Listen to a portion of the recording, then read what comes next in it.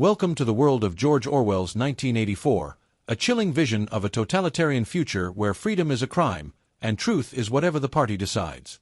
In this first chapter, we meet Winston Smith, a man quietly questioning a world dominated by surveillance, propaganda, and fear. Step into Victory Mansions, feel the cold of an April day, and hear the clock strike 13.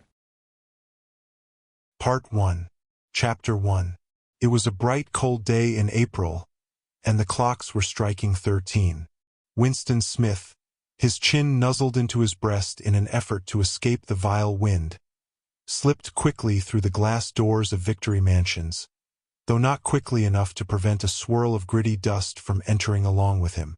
The hallway smelt of boiled cabbage and old rag mats. At one end of it, a colored poster, too large for indoor display, had been tacked to the wall. It depicted simply an enormous face, more than a meter wide, the face of a man of about 45, with a heavy black mustache and ruggedly handsome features. Winston made for the stairs. It was no use trying the lift. Even at the best of times it was seldom working, and at present the electric current was cut off during daylight hours. It was part of the economy drive in preparation for Hate Week. The flat was 7 flights up, and Winston, who was 39 and had a varicose ulcer above his right ankle, went slowly, resting several times on the way. On each landing, opposite the lift shaft, the poster with the enormous face gazed from the wall. It was one of those pictures which are so contrived that the eyes follow you about when you move. "Big Brother is watching you," the caption beneath it ran. Inside the flat, a fruity voice was reading out a list of figures which had something to do with the production of pig iron. The voice came from an oblong metal plaque like a dulled mirror which formed part of the surface of the right-hand wall. Winston turned a switch and the voice sank somewhat, though the words were still distinguishable. The instrument, the telescreen it was called, could be dimmed, but there was no way of shutting it off completely. He moved over to the window. A smallish, frail figure, the meagerness of his body merely emphasized by the blue overalls which were the uniform of the party. His hair was very fair, his face naturally sanguine, his skin roughened by coarse soap and blunt razor blades and the cold of the winter that had just ended. Outside, even through the shut window pane, the world looked cold. Down in the street little eddies of wind were whirling dust and torn paper into spirals, and though the sun was shining and the sky a harsh blue, there seemed to be no color in anything, except the posters that were plastered everywhere. The black mustachioed face gazed down from every commanding corner. There was one on the house front immediately opposite. "Big Brother is watching you," the caption said, while the dark eyes looked deep into Winston's own. Down at street level another poster, torn at one corner, flapped fitfully in the wind, alternately covering and uncovering the single word Ingsoc. In the far distance a helicopter skimmed down between the roofs, hovered for an instant like a bluebottle, and darted away again with a curving flight. It was the police patrol snooping into people's windows. The patrols did not matter, however. Only the thought police mattered. Behind Winston's back the voice from the telescreen was still babbling away about pig iron and the overfulfillment of the 9th three-year plan. The telescreen received and transmitted simultaneously. Any sound that Winston made, above the level of a very low whisper, would be picked up by it. Moreover, so long as he remained within the field of vision which the metal plaque commanded, he could be seen as well as heard. There was of course no way of knowing whether you were being watched at any given moment. How often or on what system the thought police plugged in on any individual wire was guesswork. It was even conceivable that they watched everybody all the time. But at any rate they could plug in your wire whenever they wanted to. You had to live, from habit that became instinct in the assumption that every sound you made was overheard, and, except in darkness, every movement scrutinized. Winston kept his back turned to the telescreen. It was safer, though, as he well knew, even a back can be revealing. A kilometer away the Ministry of Truth, his place of work, towered vast and white above the grimy landscape. This, he thought with a sort of vague distaste, this was London, chief city of Airstrip 1, itself the third most populous of the provinces of Oceania. He tried to squeeze out some childhood memory that should tell him whether London had always been quite like this.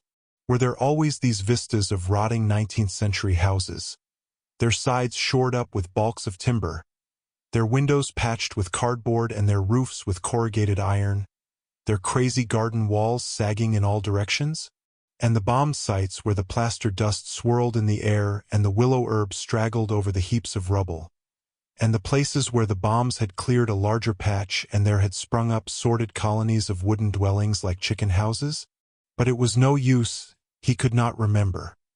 Nothing remained of his childhood except a series of bright-lit tableaus occurring against no background and mostly unintelligible. The Ministry of Truth Mini True, in Newspeak was the official language of Oceania. For an account of its structure and etymology see Appendix. Was startlingly different from any other object in sight. It was an enormous pyramidal structure of glittering white concrete, soaring up, terrace after terrace, 300 meters into the air. From where Winston stood it was just possible to read, picked out on its white face in elegant lettering, the three slogans of the party. War is peace, freedom is slavery, ignorance is strength, the Ministry of Truth contained, it was said, 3,000 rooms above ground level and corresponding ramifications below. Scattered about London there were just 3 other buildings of similar appearance and size.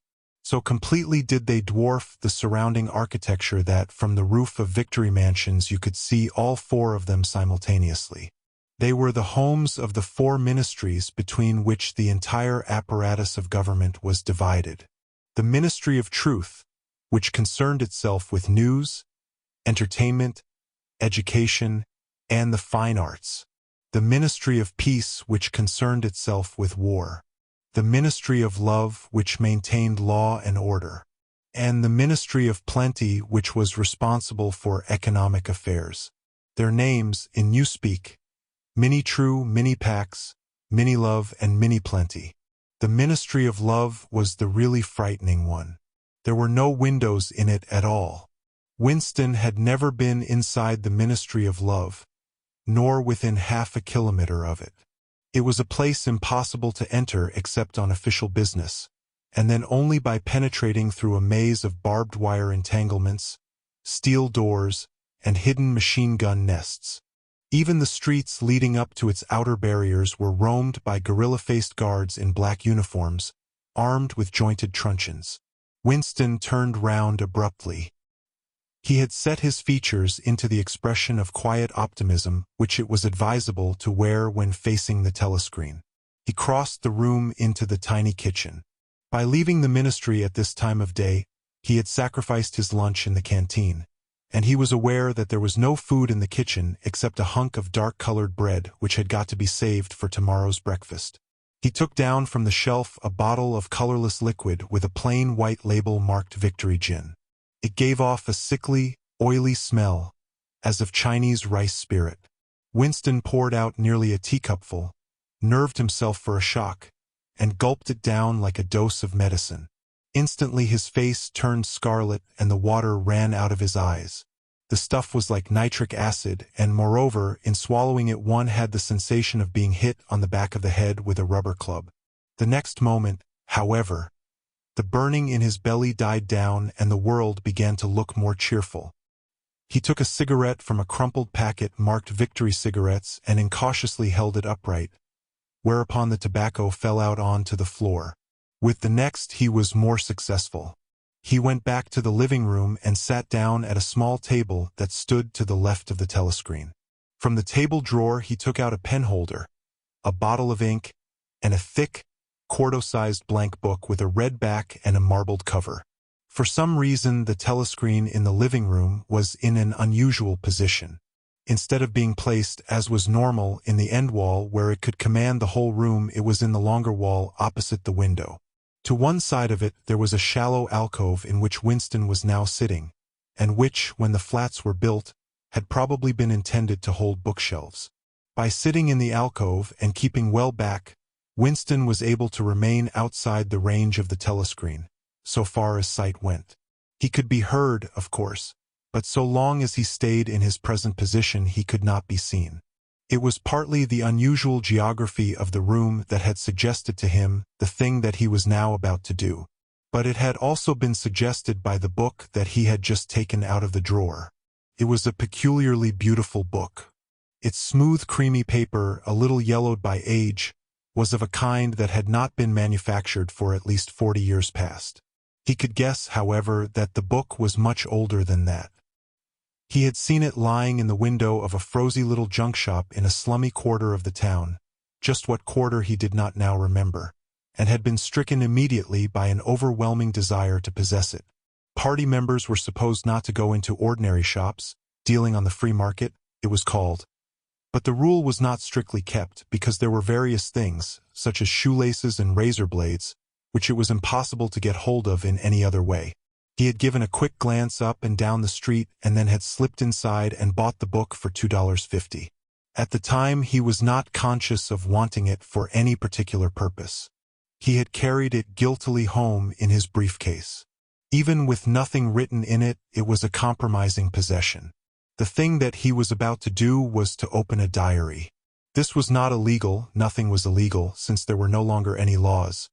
But if detected, it was reasonably certain that it would be punished by death, or at least by 25 years in a forced labor camp. Winston fitted a nib into the pen holder and sucked it to get the grease off. The pen was an archaic instrument, seldom used even for signatures, and he had procured one, furtively and with some difficulty, simply because of a feeling that the beautiful creamy paper deserved to be written on with a real nib instead of being scratched with an ink pencil. Actually, he was not used to writing by hand. Apart from very short notes, it was usual to dictate everything into the speakwrite, which was of course impossible for his present purpose. He dipped the pen into the ink and then faltered for just a second. A tremor had gone through his bowels. To mark the paper was the decisive act. In small clumsy letters he wrote, April 4th, 1984. He sat back. A sense of complete helplessness had descended upon him. To begin with, he did not know with any certainty that this was 1984. It must be round about that date, since he was fairly sure that his age was 39, and he believed that he had been born in 1944 or 1945. But it was never possible nowadays to pin down any date within a year or two. For whom, it suddenly occurred to him to wonder, was he writing this diary? For the future, for the unborn. His mind hovered for a moment round the doubtful date on the page, and then fetched up with a bump against the newspeak word doublethink. For the first time the magnitude of what he had undertaken came home to him. How could you communicate with the future? It was of its nature impossible. Either the future would resemble the present, in which case it would not listen to him, or it would be different from it, and his predicament would be meaningless. For some time he sat gazing stupidly at the paper. The telescreen had changed over to strident military music. It was curious that he seemed not merely to have lost the power of expressing himself, but even to have forgotten what it was that he had originally intended to say. For weeks past he had been making ready for this moment, and it had never crossed his mind that anything would be needed except courage. The actual writing would be easy. All he had to do was to transfer to paper the interminable restless monologue that had been running inside his head, literally for years. At this moment, however, even the monologue had dried up. Moreover, his varicose ulcer had begun itching unbearably. He dared not scratch it, because if he did so it always became inflamed. The seconds were ticking by. He was conscious of nothing except the blankness of the page in front of him, the itching of the skin above his ankle, the blaring of the music, and a slight booziness caused by the gin. Suddenly he began writing in sheer panic, only imperfectly aware of what he was setting down.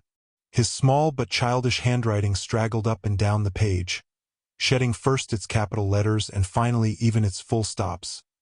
April 4th, 1984. Last night to the flicks. All war films. One very good one of a ship full of refugees being bombed somewhere in the Mediterranean. Audience much amused by shots of a great huge fat man trying to swim away with a helicopter after him. First you saw him wallowing along in the water like a porpoise, then you saw him through the helicopter's gun sights, then he was full of holes and the sea round him turned pink and he sank as suddenly as though the holes had let in the water, audience shouting with laughter when he sank. Then you saw a lifeboat full of children with a helicopter hovering over it. There was a middle-aged woman, might have been a Jewess, sitting up in the bow with a little boy about 3 years old in her arms. Little boy screaming with fright and hiding his head between her breasts as if he was trying to burrow right into her, and the woman putting her arms round him and comforting him although she was blue with fright herself, all the time covering him up as much as possible as if she thought her arms could keep the bullets off him. Then the helicopter planted a 20-kilo bomb in among them, terrific flash, and the boat went all to matchwood. Then there was a wonderful shot of a child's arm going up right up into the air. A helicopter with a camera in its nose must have followed it up, and there was a lot of applause from the party seats, but a woman down in the prole part of the house suddenly started kicking up a fuss and shouting they didn't oughter have showed it, not in front of kids, they didn't, it ain't right, not in front of kids, it ain't, until the police turned her out. I don't suppose anything happened to her, nobody cares what the proles say. Typical prole reaction. They never. Winston stopped writing, partly because he was suffering from cramp. He did not know what had made him pour out this stream of rubbish. But the curious thing was that while he was doing so, a totally different memory had clarified itself in his mind, to the point where he almost felt equal to writing it down. It was, he now realized, because of this other incident that he had suddenly decided to come home and begin the diary today. It had happened that morning at the Ministry, if anything so nebulous could be said to happen. It was nearly 1100, and in the records department, where Winston worked, they were dragging the chairs out of the cubicles and grouping them in the center of the hall opposite the big telescreen, in preparation for the 2 minutes hate. Winston was just taking his place in one of the middle rows when two people whom he knew by sight, but had never spoken to, came unexpectedly into the room. One of them was a girl whom he often passed in the corridors.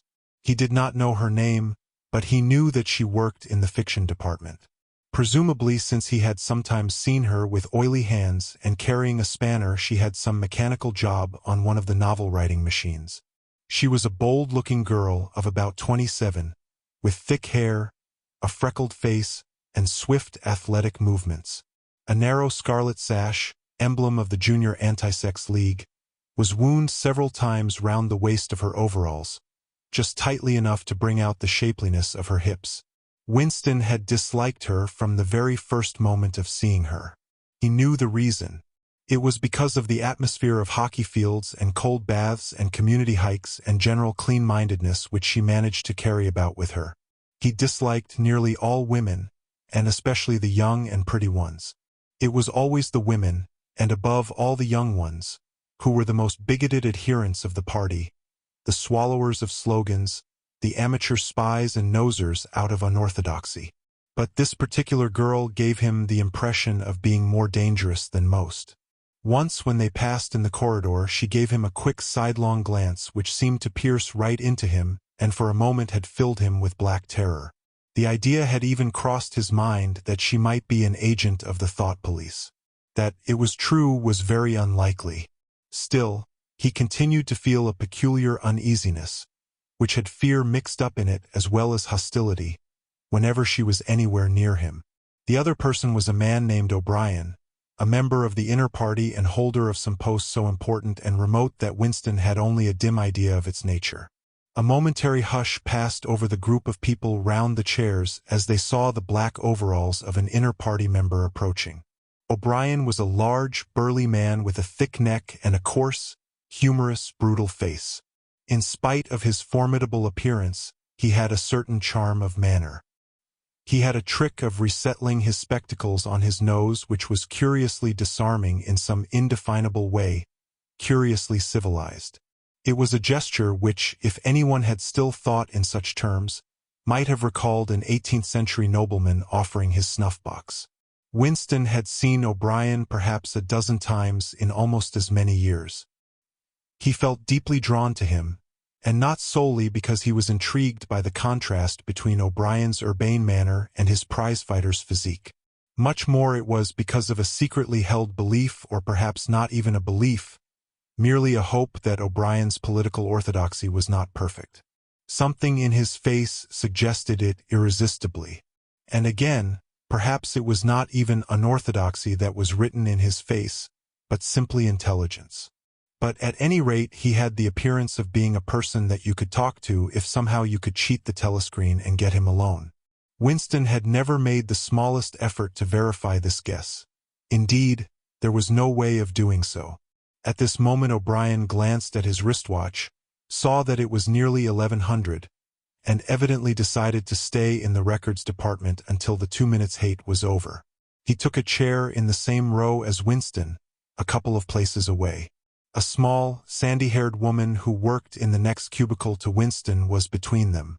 The girl with dark hair was sitting immediately behind.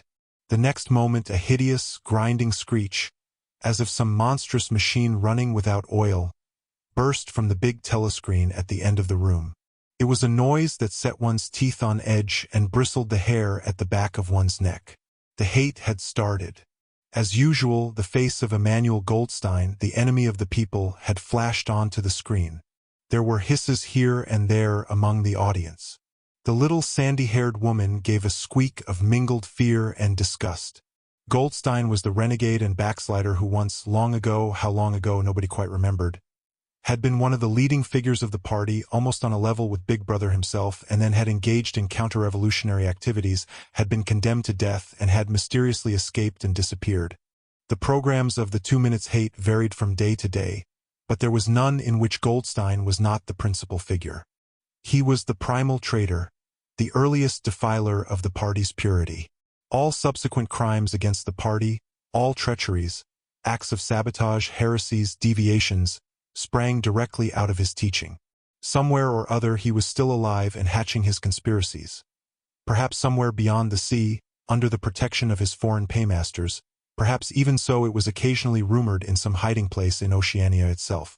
Winston's diaphragm was constricted. He could never see the face of Goldstein without a painful mixture of emotions.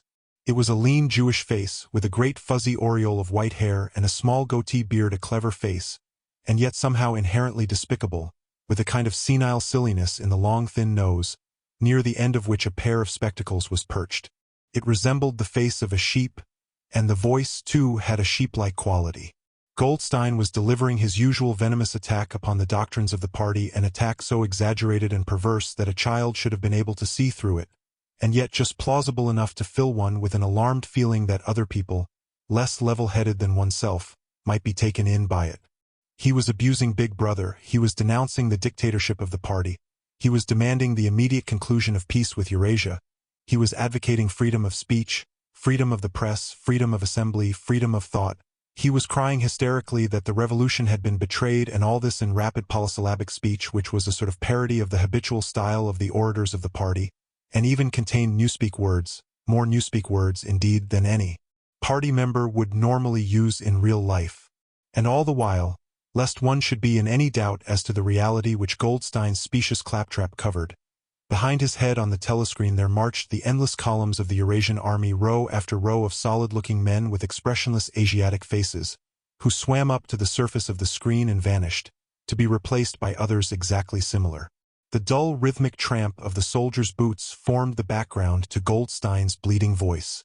Before the hate had proceeded for 30 seconds, uncontrollable exclamations of rage were breaking out from half the people in the room.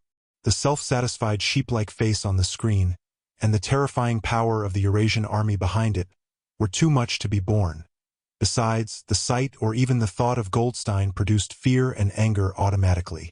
He was an object of hatred more constant than either Eurasia or Eastasia, since when Oceania was at war with one of these powers it was generally at peace with the other. But what was strange was that although Goldstein was hated and despised by everybody, although every day and 1,000 times a day on platforms, on the telescreen, in newspapers, in books, his theories were refuted, smashed, ridiculed, held up to the general gaze for the pitiful rubbish that they were, in spite of all this, his influence never seemed to grow less. Always there were fresh dupes waiting to be seduced by him. A day never passed when spies and saboteurs acting under his directions were not unmasked by the thought police. He was the commander of a vast shadowy army, an underground network of conspirators dedicated to the overthrow of the state. The Brotherhood, its name was supposed to be. There were also whispered stories of a terrible book, a compendium of all the heresies, of which Goldstein was the author and which circulated clandestinely here and there. It was a book without a title. People referred to it, if at all, simply as the book. But one knew of such things only through vague rumors. Neither the Brotherhood nor the book was a subject that any ordinary party member would mention if there was a way of avoiding it. In its second minute, the hate rose to a frenzy. People were leaping up and down in their places and shouting at the tops of their voices in an effort to drown the maddening bleating voice that came from the screen. The little sandy-haired woman had turned bright pink, and her mouth was opening and shutting like that of a landed fish. Even O'Brien's heavy face was flushed. He was sitting very straight in his chair, his powerful chest swelling and quivering as though he were standing up to the assault of a wave. The dark-haired girl behind Winston had begun crying out, "Swine! Swine! Swine!" and suddenly she picked up a heavy Newspeak dictionary and flung it at the screen. It struck Goldstein's nose and bounced off. The voice continued inexorably. In a lucid moment, Winston found that he was shouting with the others and kicking his heel violently against the rung of his chair. The horrible thing about the 2 minutes hate was not that one was obliged to act a part, but, on the contrary, that it was impossible to avoid joining in. Within 30 seconds, any pretense was always unnecessary.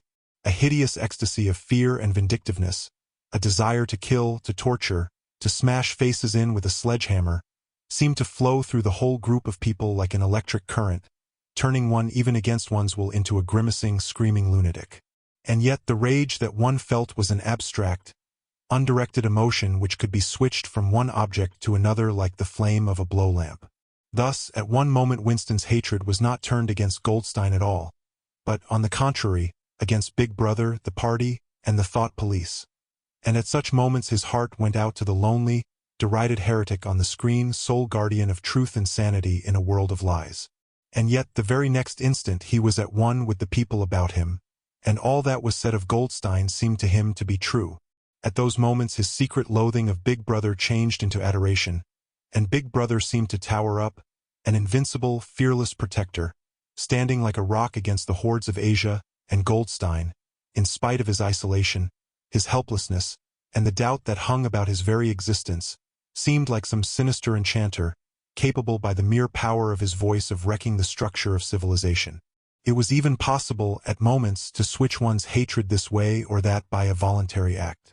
Suddenly, by the sort of violent effort with which one wrenches one's head away from the pillow in a nightmare, Winston succeeded in transferring his hatred from the face on the screen to the dark-haired girl behind him.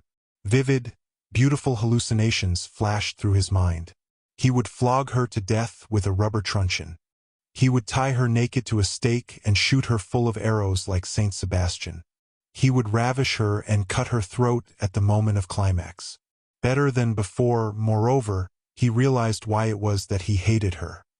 He hated her because she was young and pretty and sexless, because he wanted to go to bed with her and would never do so, because round her sweet supple waist, which seemed to ask you to encircle it with your arm, there was only the odious scarlet sash, aggressive symbol of chastity. The hate rose to its climax. The voice of Goldstein had become an actual sheep's bleat, and for an instant the face changed into that of a sheep. Then the sheep face melted into the figure of a Eurasian soldier who seemed to be advancing, huge and terrible, his submachine gun roaring, and seeming to spring out of the surface of the screen, so that some of the people in the front row actually flinched backwards in their seats. But in the same moment, drawing a deep sigh of relief from everybody, the hostile figure melted into the face of Big Brother, black-haired, black-mustachioed, full of power and mysterious calm, and so vast that it almost filled up the screen. Nobody heard what Big Brother was saying. It was merely a few words of encouragement, the sort of words that are uttered in the din of battle, not distinguishable individually but restoring confidence by the fact of being spoken. Then the face of Big Brother faded away again, and instead the three slogans of the party stood out in bold capitals. War is peace, freedom is slavery, ignorance is strength, but the face of Big Brother seemed to persist for several seconds on the screen, as though the impact that it had made on everyone's eyeballs was too vivid to wear off immediately. The little sandy-haired woman had flung herself forward over the back of the chair in front of her. With a tremulous murmur that sounded like, "My Savior," she extended her arms towards the screen. Then she buried her face in her hands. It was apparent that she was uttering a prayer. At this moment the entire group of people broke into a deep, slow, rhythmical chant of "BB, BB," over and over again very slowly, with a long pause between the first B and the second, a heavy, murmurous sound, somehow curiously savage, in the background of which one seemed to hear the stamp of naked feet and the throbbing of tom-toms. For perhaps as much as 30 seconds they kept it up. It was a refrain that was often heard in moments of overwhelming emotion. Partly it was a sort of hymn to the wisdom and majesty of Big Brother, but still more it was an act of self-hypnosis, a deliberate drowning of consciousness by means of rhythmic noise. Winston's entrails seemed to grow cold. In the 2 minutes' hate he could not help sharing in the general delirium, but this subhuman chanting of "BB, BB" always filled him with horror. Of course he chanted with the rest. It was impossible to do otherwise. To dissemble your feelings, to control your face, to do what everyone else was doing, was an instinctive reaction.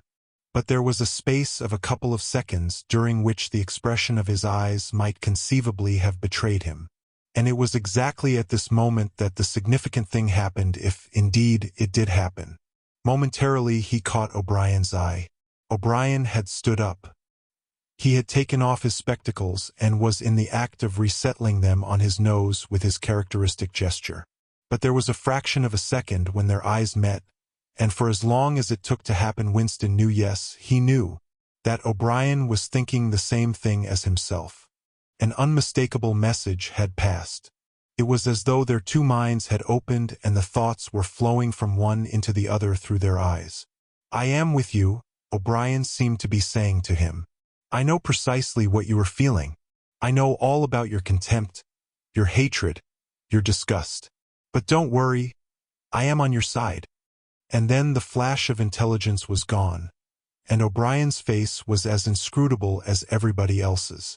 That was all, and he was already uncertain whether it had happened. Such incidents never had any sequel. All that they did was to keep alive in him the belief, or hope, that others besides himself were the enemies of the party. Perhaps the rumors of vast underground conspiracies were true after all. Perhaps the Brotherhood really existed. It was impossible, in spite of the endless arrests and confessions and executions, to be sure that the Brotherhood was not simply a myth. Some days he believed in it, some days not. There was no evidence, only fleeting glimpses that might mean anything or nothing. Snatches of overheard conversation, faint scribbles on lavatory walls once, even, when two strangers met, a small movement of the hand which had looked as though it might be a signal of recognition. It was all guesswork. Very likely he had imagined everything. He had gone back to his cubicle without looking at O'Brien again.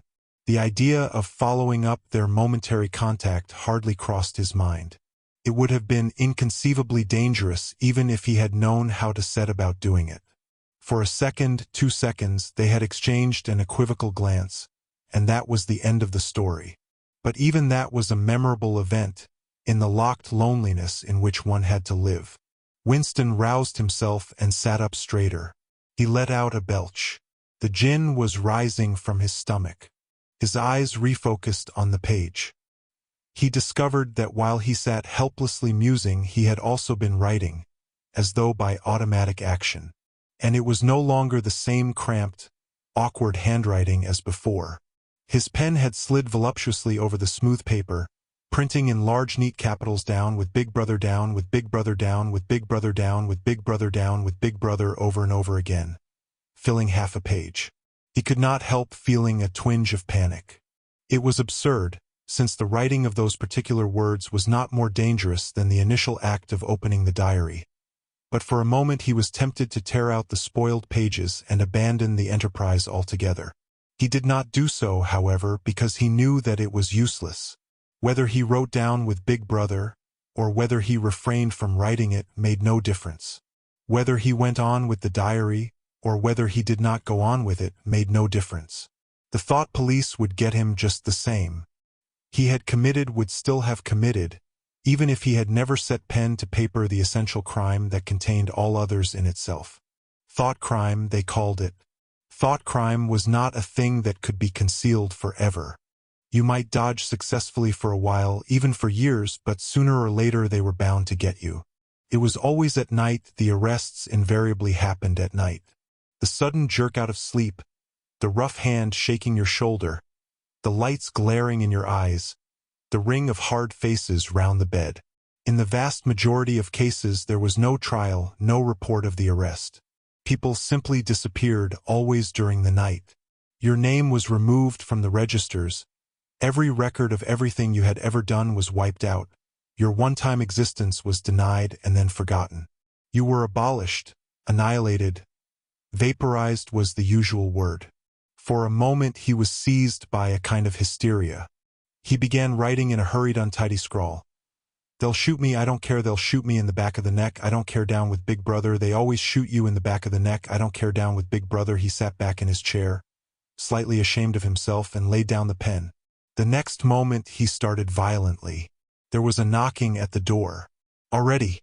He sat as still as a mouse, in the futile hope that whoever it was might go away after a single attempt. But no, the knocking was repeated. The worst thing of all would be to delay. His heart was thumping like a drum, but his face, from long habit, was probably expressionless. He got up and moved heavily towards the door. As Winston dares to defy a world ruled by fear and lies, what will happen next? Chapter 2 awaits with more tension and twists. Don't miss it. Love the story so far? Hit subscribe and turn on notifications so you won't miss the next chapter. Share this video and help grow our audiobook community. See you in Chapter 2.